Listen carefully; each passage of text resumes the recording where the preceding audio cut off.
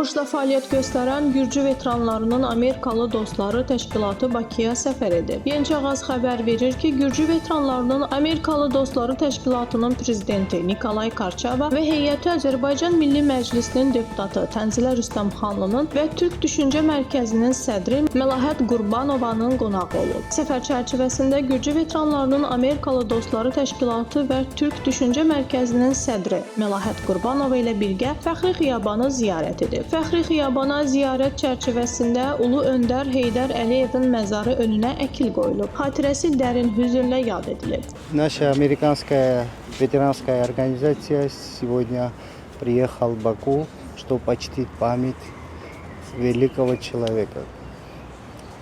Мы здесь и почтили память, пришли сюда, это для нас очень важно было. И мы хотим, чтобы его душа всегда была и будет так для азерbaycanского народа.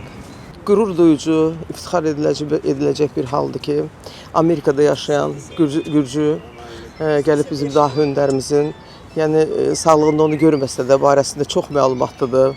Bilir, bu dahi insanın kim olduğunu. Fəxr elədik ki, Amerika Veteranlar Cəmiyyətinin sədri bu gəlib Heydər Əliyevin məzarını ziyarət edib və öz ürək sözlərini onun barəsində dedi.